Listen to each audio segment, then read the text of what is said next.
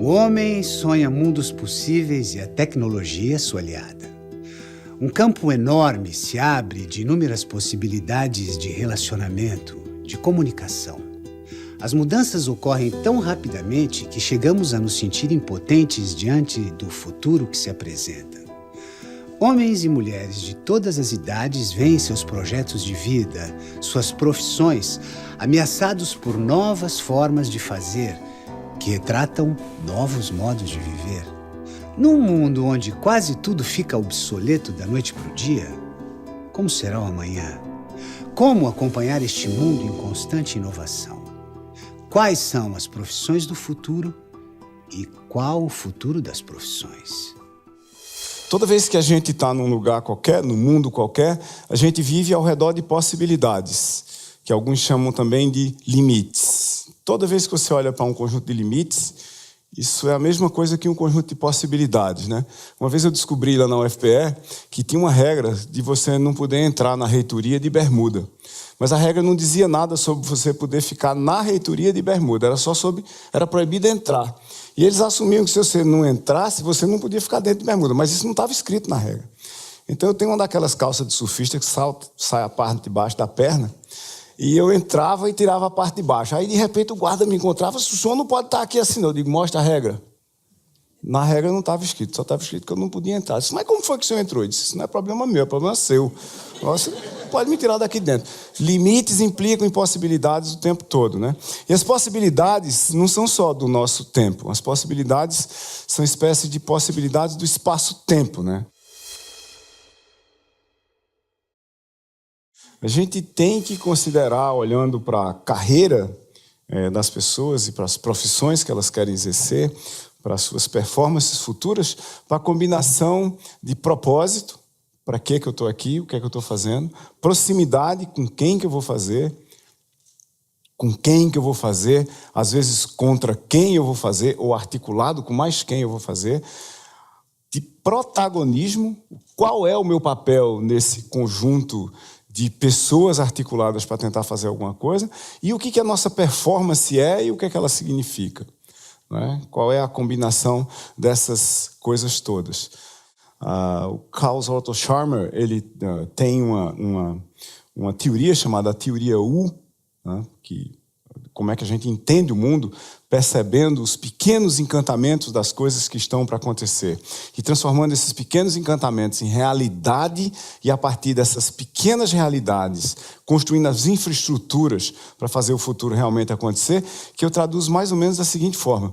O futuro é um conjunto de escadarias que vem de lá mesmo, do futuro para o presente, e que a cada passo, a cada degrau da escadaria que a gente está no presente agora, a gente tem que reunir e articular forças, conhecimento, competências e energia para dar um salto para uma dessas possíveis escadas, dessas escadarias. Aquela para a qual a gente salta com energia suficiente, o batente que estava pendurado do futuro para o presente, ele se encanta, ele se torna real. E esse é o nosso próximo passo. O problema é que quando a gente chega lá, depois de correr todos os riscos de dar esses saltos, a gente continua contando a história linearmente.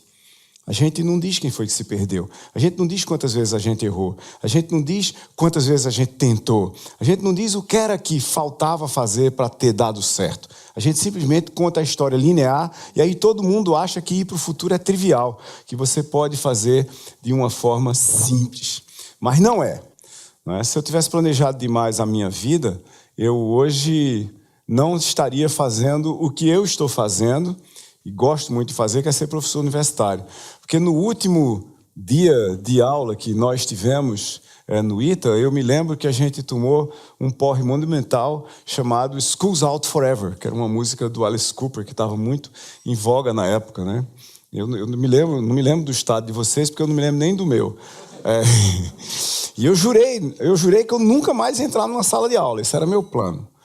Se eu tivesse sido fiel a esse plano, 3 meses depois de me formar, eu não estaria fazendo pós-graduação em informática e não teria continuado num doutorado, depois não teria entrado na universidade, não teria me tornado professor titular, não teria orientado mais de 150 teses de mestrado e doutorado de alunos de pós-graduação nos últimos 25 anos. Então, planejar muito o que é que você vai fazer do ponto de vista da sua profissão e do seu futuro é uma coisa que lhe leva a encruzilhadas difíceis de serem transpostas, quando não a becos sem saída reais que você não tem como escapar normalmente. E a última coisa que eu acho que está fora do contexto, além de passado, de vir do passado para o futuro pela via do presente, né, e de planejamento, que está fora do contexto da gente efetivamente lidar com profissões e o futuro delas, é você ir atrás de poder, que é um perigosíssimo, né? Você trabalhar para ter poder, você se estruturar para ter poder, buscar o poder como fim e não como meio para, na maioria das vezes, mudar o mundo, né? Quando a gente olha para como o mundo funciona hoje, é cada vez mais fácil de ver que nós dependemos de proximidade, se não física, virtual, com outras pessoas, com outros agentes, com outras instituições, para realizar coisas. Nós não conseguimos mais fazer a maioria das coisas que a gente fazia no passado sozinho. O mundo está se tornando um mundo em rede. Eu espero que nenhum de vocês tenha desligado seus smartphones, que alguns de vocês estejam fazendo um Vine para botar em algum lugar como resultado dessa nossa conversa aqui, porque as nossas performances estão cada vez mais interligadas. Faz sentido botar essas coisas no silencioso. 95% de todos os smartphones do Japão estão no silencioso. Mas eles não estão desligados. Isso não acontece mais. Todo mundo está online. As nossas performances estão online. Mas não é porque elas estão online, pelo simples fato de elas estarem online, que elas acontecem. É porque nós precisamos efetivamente articulá-las de uma forma tal que um propósito comum a um grupo de pessoas façam essas performances acontecerem. Performances acontecem por causa de propósitos articulados em redes. E cada vez mais, performance vai significar resolver problemas. A única coisa que diferencia os humanos de talvez todos os outros animais é a gente sonhar com coisas diferentes, a gente querer coisas que não existem aqui agora. Isso implica normalmente em você entender o mundo de outras formas e modelar o mundo de uma forma que ele não foi modelado ainda, em criar novos métodos, processos, tecnologias, artefatos, induzir novos comportamentos e mudar o mundo ao seu redor. Ao mesmo tempo, o fato de nós necessariamente termos que olhar para o mundo em rede cria diferenças do que é um aglomerado, do que é um grupo e do que é um time, né? Grupos chegam a resultados por acaso. Multidões e aglomerados chegam a resultados por acaso. Nós não temos a mesma dinâmica de formigas. Se você juntar um certo conjunto de formigas, depois de eles decidirem um certo conjunto de coisas muito básicas, eles sempre chegam nos mesmos resultados. Nós somos muito mais sofisticados do que formigas, ou mesmo do que outros mamíferos, e precisamos articular muito mais. Nós precisamos chegar a resultados, ou nós só chegamos a resultados por construção. E times são construídos para chegar a resultados. Um time é um universo coletivo, certo? Que vive, se articula colaborativamente e que tem um conjunto de processos de coordenação. Normalmente, ela é articulada, aspas, por alguém, por um agente que cuida desse processo, ou por um conjunto de agentes, ou por uma instituição, ou por um conjunto de regras que foram definidas por agentes. Lá tem um meta-agente, tem alguma coisa anterior, algum agente, normalmente humano, que criou aquelas regras. Tem um desenho. Design não é você fazer uma caixa nova, não é você fazer a feição externa de um carro, de uma casa, muito menos de um produto, ou de um website, ou de uma aplicação para rodar no seu smartphone. Design é desenhar conhecimento. Conhecimento na forma, na maioria das vezes, de processos e métodos que articulam performances comunitárias. Para mim, eu não preciso de grandes designs.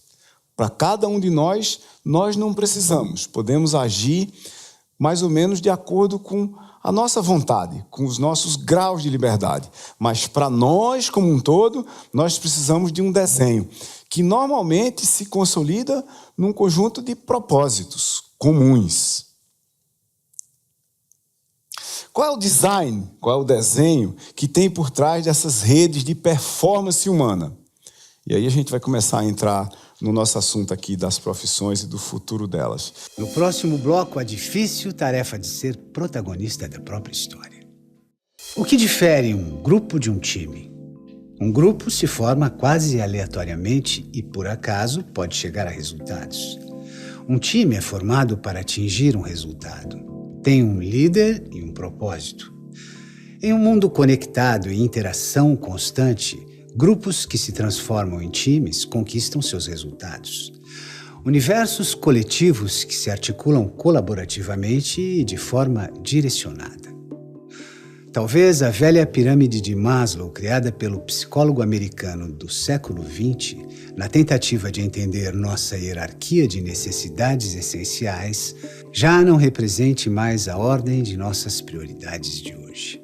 A cada dia que passa, fica mais claro que qualquer forma de sobrevivência humana tem como base formas de relacionamento. Pessoas, profissões, performances, propósitos, protagonismo. O que devemos fazer para não nos tornarmos apenas coadjuvantes em nossa própria história? Os humanos primeiro resolvem as essências físicas. O que é que eu preciso fisicamente para sobreviver? E depois eu resolvo o social, eu me articulo com outras pessoas ao meu redor. E depois eu resolvo o significado. O que é que eu estou fazendo aqui? Quem é que eu sou? O que é o universo? Deus existe, não existe? Qual é a minha posição em relação a ele? A mais de um e assim por diante. E Lieberman, que trabalha há muito tempo, junto com um número muito grande de pesquisadores no assunto, e usando ressonância nuclear magnética funcional, ele tem estudado o comportamento das pessoas fazendo coisas. Das pessoas fazendo coisas e das pessoas fazendo coisas articuladas umas com as outras.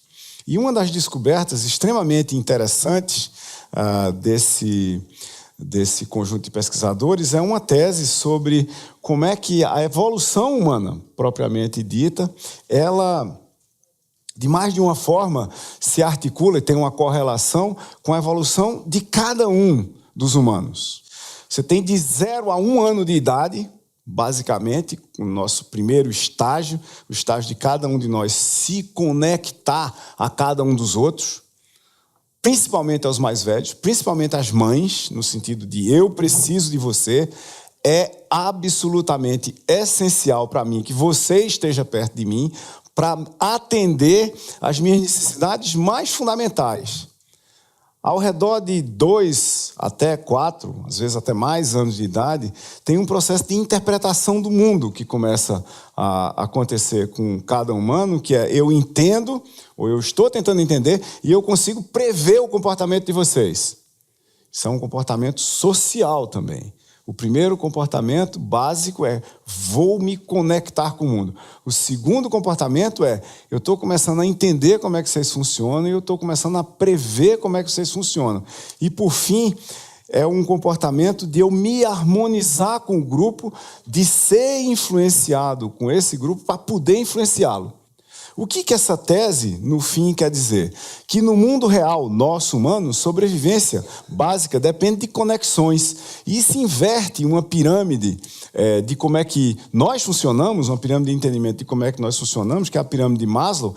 Né? Eu primeiro tenho que resolver minhas necessidades de sobrevivência imediata, física, que depois eu tenho que resolver com quem que eu vivo, e depois eu vou procurar entender qual é a razão maior das coisas existirem. E a tese de Lieberman é que essa pirâmide de Maslow precisa ser invertida nos 2 níveis mais fundamentais, que a gente resolve primeiro o social e que depois a gente resolve o físico, porque conseguiu resolver o social, e depois a gente resolve os significados. E lá tem um outro dado muito importante para a nossa discussão aqui, e para a gente entender ou não, né? Ou entender por que eles não funcionam em certas horas, os processos que nos preparam para sermos profissionais. É que até 10 mil anos, usando os dados que a ciência tem hoje, cada um de nós tem cerca de 10 mil horas investidas em socialização, ou direta, tentando se conectar com os outros, ou indiretamente. Indiretamente, porque quando não está fazendo absolutamente nada, o cérebro entra no modo social. Tem testes que mostram hoje que se você entregar um problema para um humano qualquer resolver, na hora que ele parar de resolver esse problema, ele fica imaginando como é que outras pessoas resolveriam esse problema, o que o outro cara que não tem nada a ver com o problema está fazendo, o que uma pessoa que ele gosta ou não gosta está fazendo ou fez, quais são as consequências do que essa pessoa faz ou não vai ter para ele no futuro, ou vai ter para a comunidade da qual ele participa no futuro e assim por diante. Então o cérebro roda no modo social e a rede neural de aprendizado, ou seja, os nossos neurônios que aprendem, ela tem uma articulação fundamental com a nossa rede social. Se a gente casa os dois sistemas, a gente provavelmente podia magnificar o que a gente vai aprender e como a gente vai aprender a usar o que a gente vai aprender de uma forma muito mais radical do que simplesmente aprendendo do ponto de vista cognitivo como a gente está acostumado. Por que eu estou falando tudo isso aqui?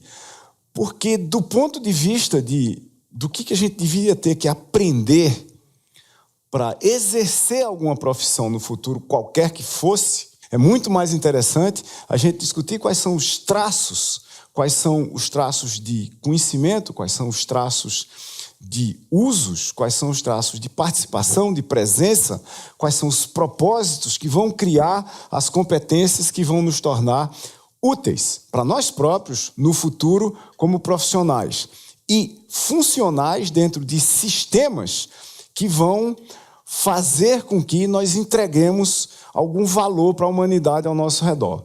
Não precisa, de novo, ser um valor remunerado. Pode ser amor em estado puro, por exemplo, né, sem nenhum retorno.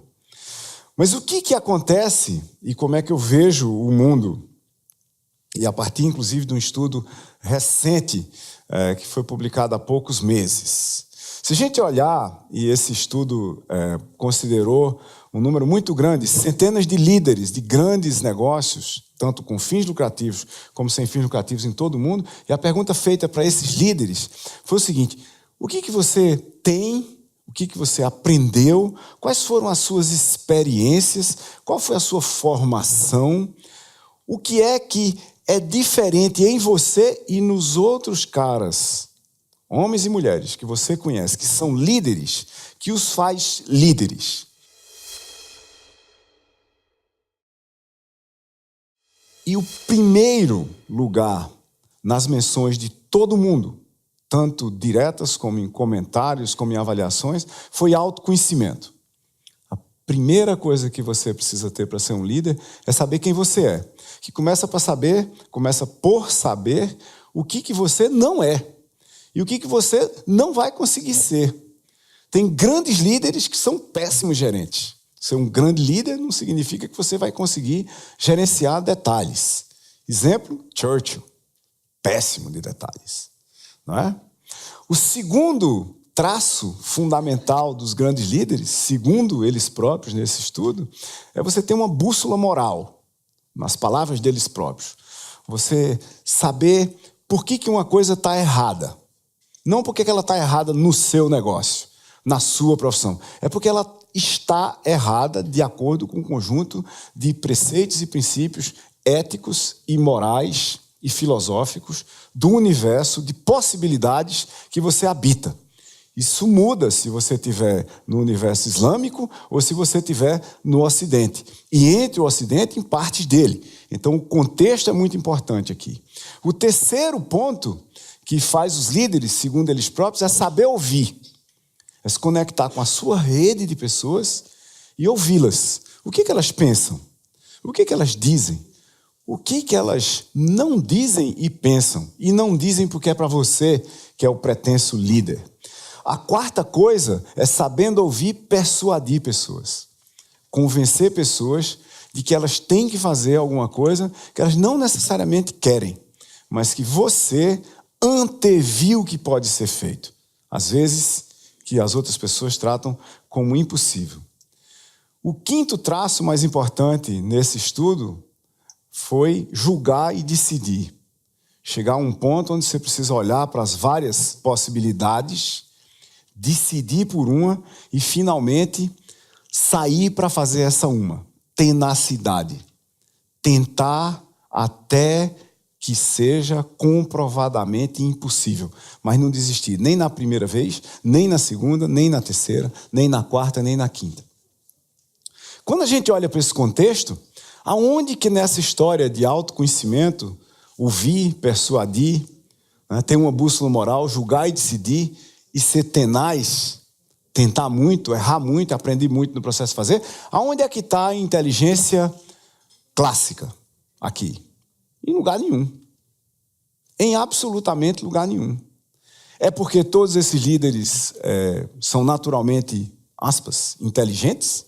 Tem um QI altíssimo, einsteiniano? Não. A maioria deles tem esses traços aqui. Não tem aquela característica da inteligência clássica que nós tanto admiramos sem saber exatamente o que é. A medida da performance não é mais o trabalho em si, mas o resultado que se atinge. Autoconhecimento, bússola moral, saber persuadir, ser tenaz. São elementos essenciais na busca do protagonismo pessoal e profissional. É preciso combinar uma série de propósitos. Para que eu estou aqui? O que eu estou fazendo? Com quem eu vou fazer? Ou articulado com quem mais eu vou fazer? São perguntas que hoje acompanham nossas vidas. O que tudo que eu disse até agora tem a ver com o fato de que, num estudo que acabou de ser publicado, a profissão que melhor remunera nos Estados Unidos, esse ano de 2014, e que tem a maior perspectiva de crescimento da quantidade de empregos até 2020, quer dizer, durante essa década, ser a profissão de matemático. Certo? Do fato por exemplo, do 7º lugar ser a minha profissão, engenharia de software. 6º lugar, ser a minha profissão aqui, engenharia de software. Entre as mais pagas, as mais bem pagas, entre as que mais satisfazem e entre as que têm a melhor perspectiva de crescimento. Cerca de 25% daqui até o fim da década, do ponto de vista de quantidade e qualidade de empregos. Nada disso que eu disse até agora tem nada a ver com isso aqui. Porque isso aqui vem do passado. Nós precisamos de mais matemáticos para modelar o mundo. Nós precisamos de mais engenheiros de software para escrever o mundo, porque nós estamos vivendo uma revolução de inovação, uma revolução de inovações, desde a década de 50, que tem a ver com uma revolução de eletrônica, sobre a qual se construiu uma revolução de software, sobre a qual se construiu uma revolução de redes, em cima da qual nós estamos construindo sistemas em rede que rodam dentro dessas coisas aqui. Isso aqui é uma espécie de um browser, um instrumento da gente ver o mundo que não está rodando aqui. Né? Você tirar ele da internet, ele tem muito pouca utilidade, além da gente jogar uns joguinhos bestas que a gente botou aqui dentro, cuja tabela do jogo, nós e todo mundo junto, e os pontos que a gente pode pegar com os outros, na realidade estão na rede. Tire da rede, perde 99% da utilidade. Se a gente olhar para, independentemente de qualquer um de vocês decidir que vai fazer, por exemplo, matemática, porque é a profissão mais bem paga dos Estados Unidos no momento, ou engenharia de software, que é a minha, ou engenharia mecânica, ou engenharia eletrônica, ou engenharia nuclear, ou medicina, que é uma das profissões que mais satisfaz no mundo inteiro. É muito raro você ver um médico abandonar a profissão, é muito raro você ver um professor abandonar uma profissão. Essas pessoas têm propósitos naturais, vamos dizer assim. Elas decidem que o papel delas no mundo é salvar vidas. É muito difícil você convencer alguém que se autopropôs salvar vidas, você chega lá e diz, rapaz, pare com isso, venha resolver equações matemáticas. Não é? É um absurdo. Por outro lado, você tem pessoas que se propuseram a retirar pessoas da ignorância, criar oportunidades de aprendizado para que as pessoas saibam mais. Ou você chega lá e diz, rapaz, não vai fazer esse negócio não, vem aqui desenhar jogos de computador. Não é razoável nem discutir isso. Não é? Mas como é que a gente usa essas competências todas que a gente discutiu aqui e, principalmente, como é que a gente as usa para aprender, que é o último P da minha conversa. Como é que a gente se prepara?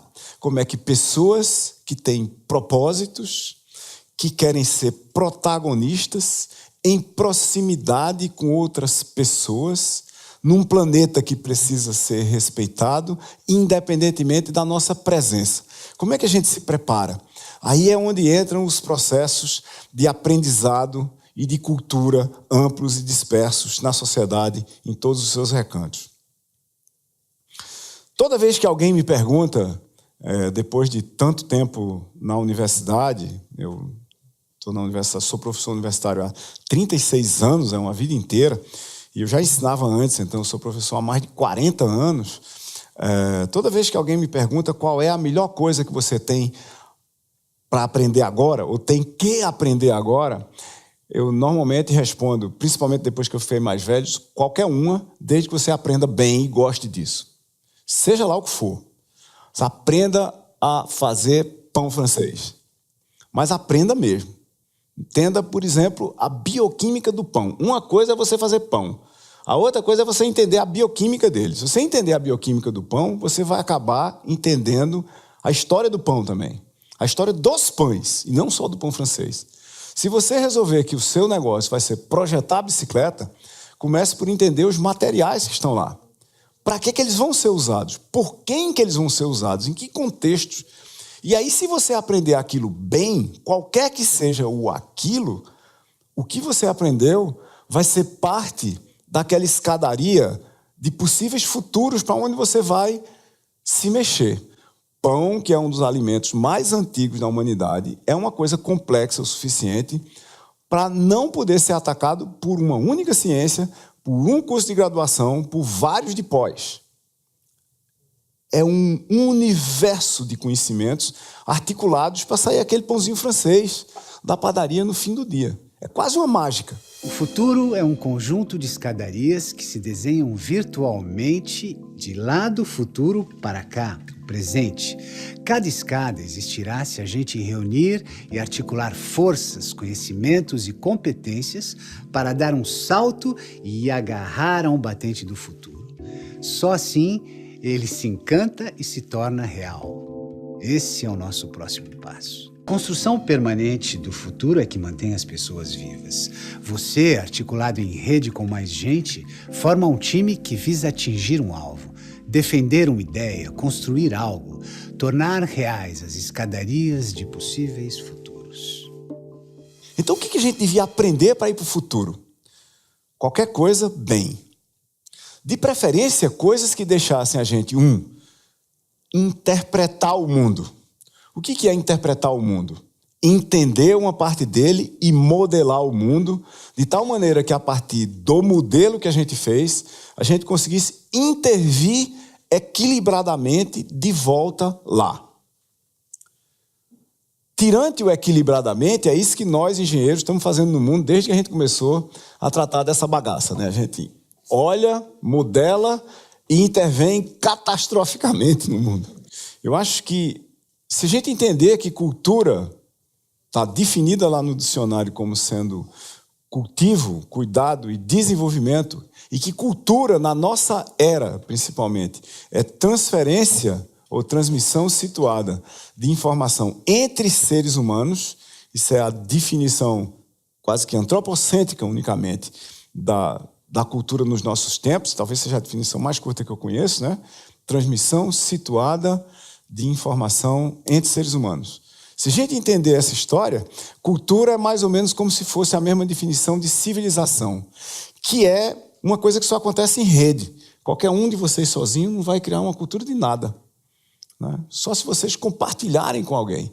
Na hora que compartilhar, principalmente com muita gente, vai haver uma cultura que pode até sobreviver se ela durar muito tempo. Cultura é um contexto. Culturas são limites. E como eu já falei, limites são possibilidades o tempo todo. Então você talvez tenha que ir para a escola por alguma razão. Tudo bem, a escola é um conjunto de limites. Mas a escola é um conjunto imenso de possibilidades. o conjunto de possibilidades da escola, às vezes, está escondido num lugar chamado biblioteca.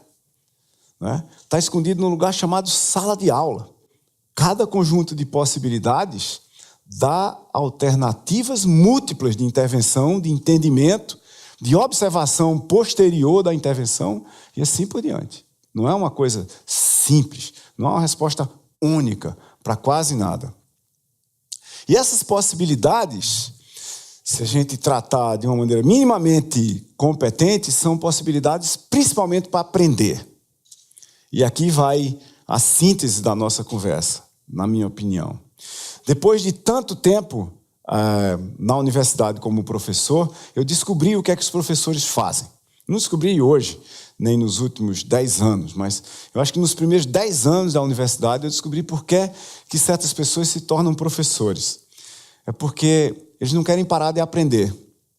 Estrutural e estrategicamente, eu sempre peguei cadeiras na universidade com as quais eu tinha muito mais a aprender do que a ensinar. E sempre foram as cadeiras que me deram mais satisfação, e ouso dizer aos meus alunos também, porque eu estava efetivamente envolvido com elas. As cadeiras nas quais eu estava aprendendo.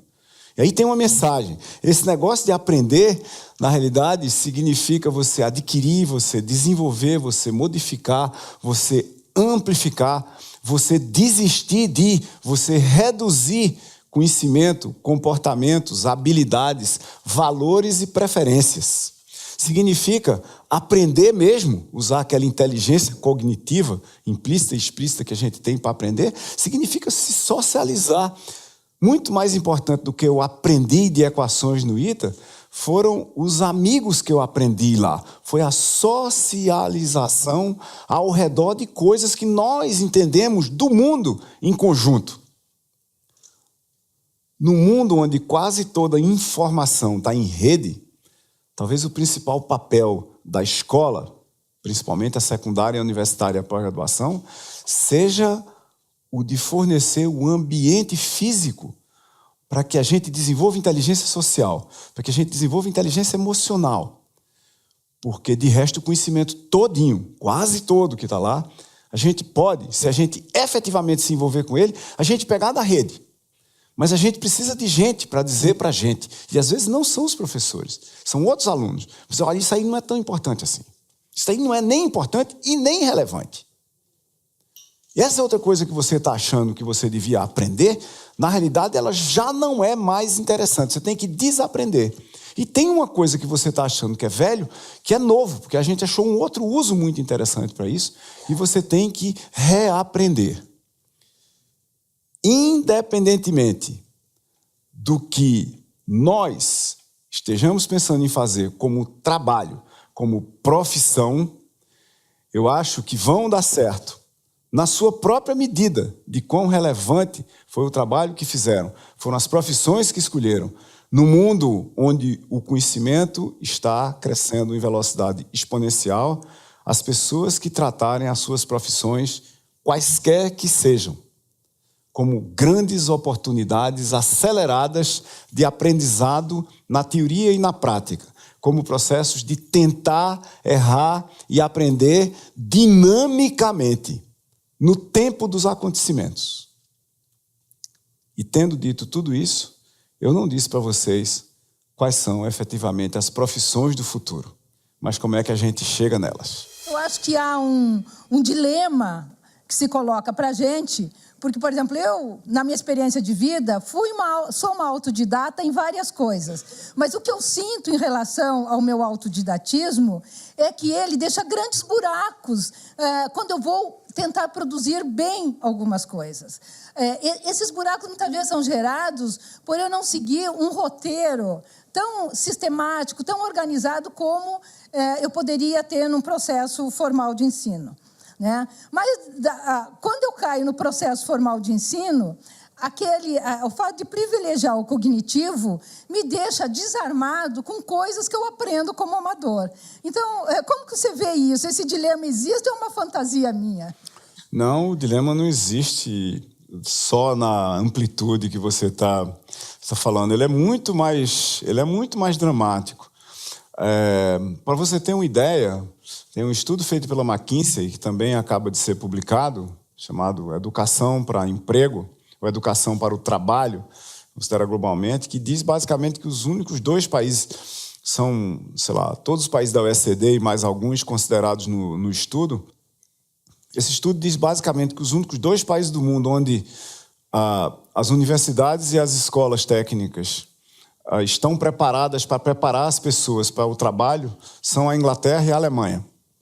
Em todos os outros países, a diferença entre o que as escolas acham, estou falando escolas de nível médio para cima, o que as escolas acham que fazem para as pessoas do ponto de vista de preparar para a vida, para o trabalho imediato, para a pessoa ter um meio de vida a partir do que ela aprendeu, a diferença chega a alguma coisa da ordem de 28 a 30 pontos percentuais. Os 2 campeões da diferença são o México e, em segundo lugar, no honroso segundo lugar, o Brasil. Na distância entre o que a escola acha que fez para a pessoa trabalhar e o que o trabalho exige da pessoa. Não é? Quando você olha para isso, a gente é levado a uma espécie de um estado catatônico em relação à escola, né? Quer dizer, por que eu deveria ir para a escola se eu não vejo a escola me preparando nem para a vida, nem para o trabalho, nem para a teoria, nem para nada? Se você tiver uma boa base, e isso vale para qualquer um, em qualquer área, inclusive para fazer pão, né? De entendimento de mundo, pela via de entender o que é que os outros estão falando, se expressar para o mundo e uma base firme de matemática e lógica, você faz todo o resto. Eu não consigo ver por que as pessoas não fariam todo o resto. O problema é que nós nos perdemos em dizer o seguinte: as pessoas precisam sair do ensino fundamental sabendo filosofia.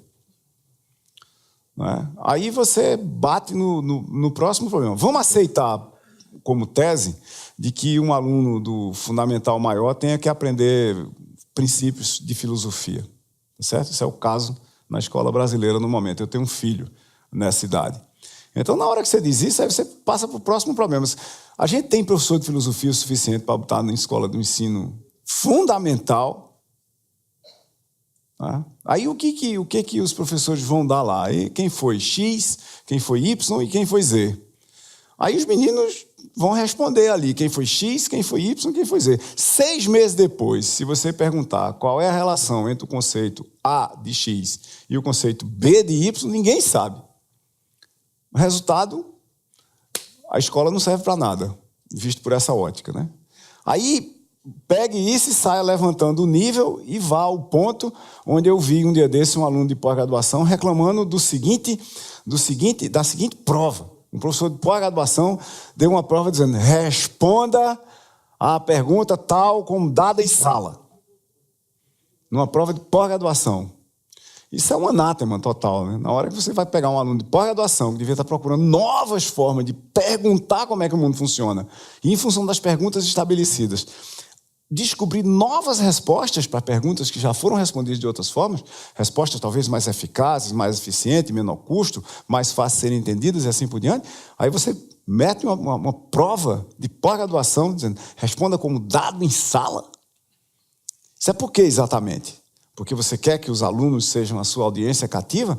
É bom lembrar que a escola não está em crise desde hoje, ou desde ontem, ou desde a internet. Vez por outra, alguns de nós, né, alguns dos professores, ou muitos talvez, acham que foi a internet que acabou com a escola.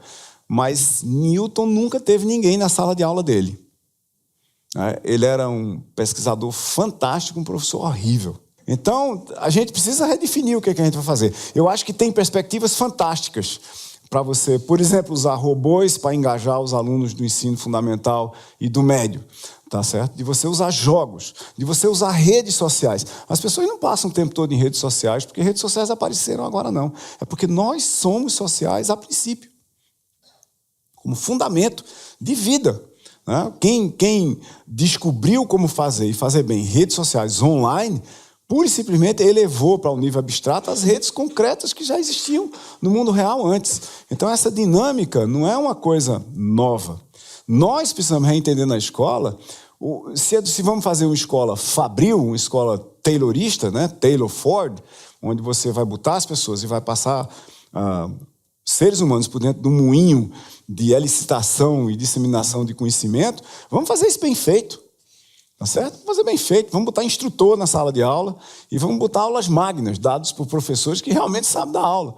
Eventualmente até ao vivo. Põe TV de 70 polegadas nas salas, é muito mais barato do que o custo que a gente tem das pessoas não terem professor. Grava tudo, põe na internet, bota as pessoas para interagir, põe um número gigantesco de monitores, põe sistemas inteligentes para fazer isso por trás. Dá para fazer isso hoje. Agora, do jeito que está, você pega uma universidade, tem que dar aula de cálculo 1 para 2.000 novos alunos das áreas técnicas. Aí você divide em sala de 40 e bota 50 professores hora. Eventualmente, o mesmo professor dá várias cadeiras, é claro, né?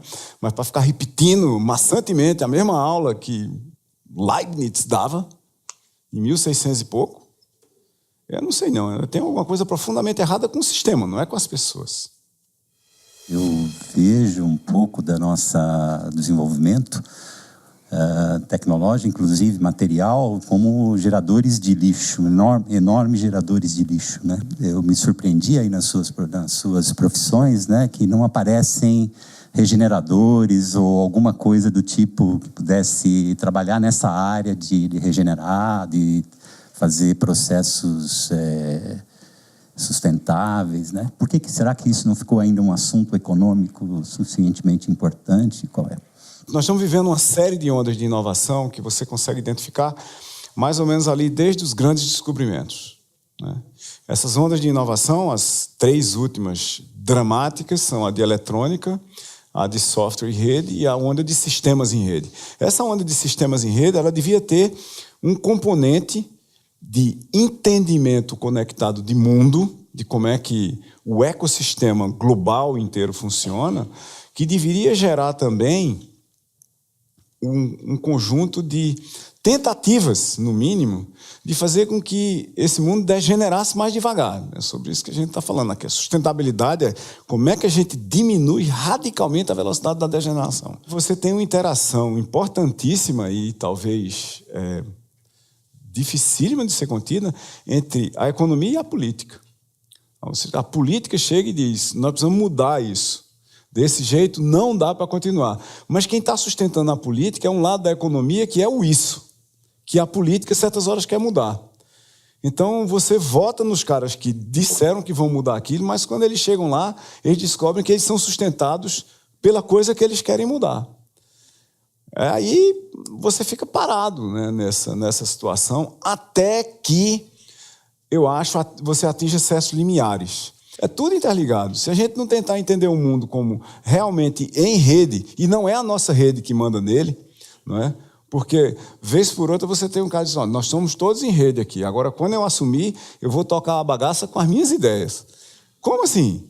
Se está todo mundo em rede, quando a gente estiver no lugar que a gente articula e coordena, no lugar onde está, aspas, o poder de formar as redes, o poder de articular novas redes, a gente devia articular a rede com todo mundo.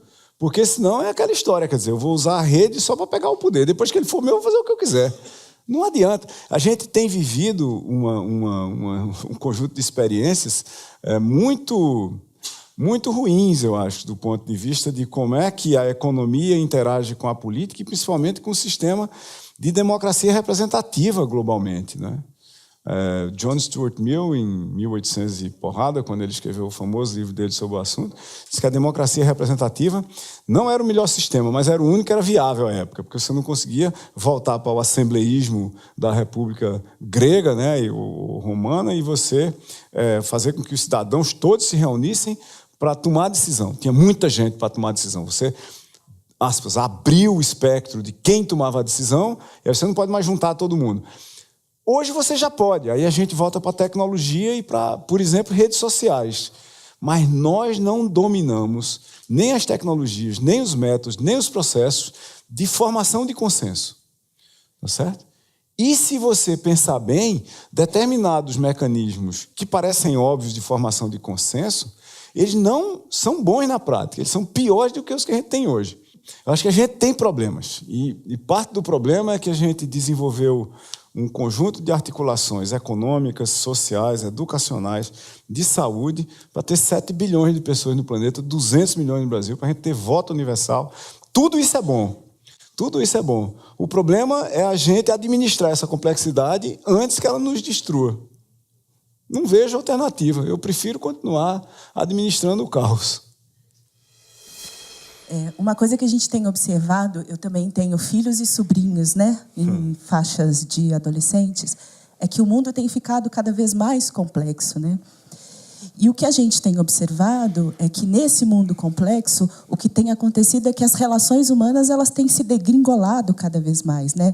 Tem acontecido um processo que a gente chama de degenerescência das relações. Em que medida essas novas profissões, essas novas dimensões de educação que envolvem tecnologias, abordagens tecnológicas, novas inovações, como é que elas podem pensar em construir, em trazer essa dimensão mais humana para aprimorar um pouco dessas relações e que a gente possa compreender melhor essa complexidade desse mundo?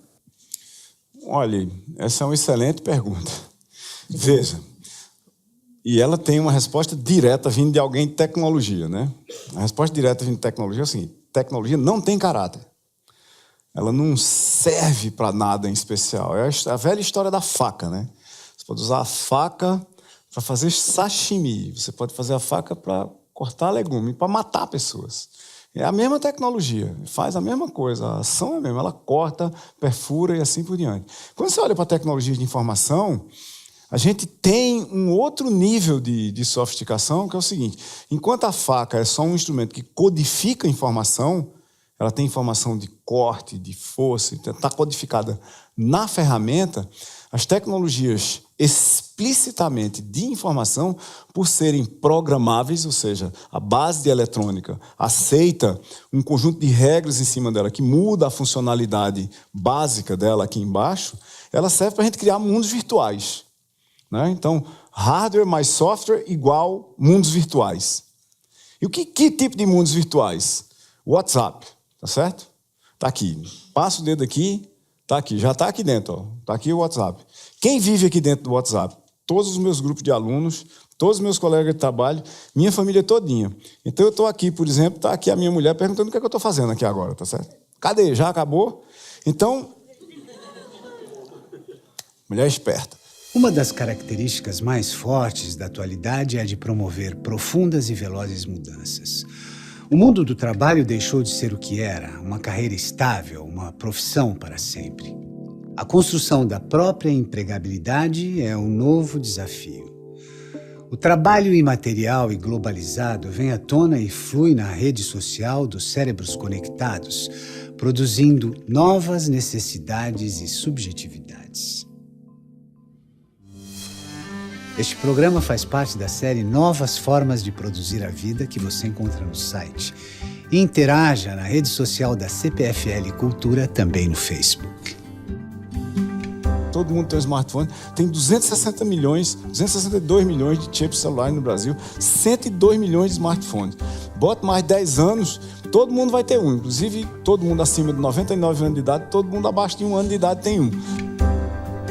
Se você tem uma profissão no futuro que é sustentável, é porque você é um líder, nem que seja um líder de si mesmo, né? Tem a ver com aquela história de saber ouvir.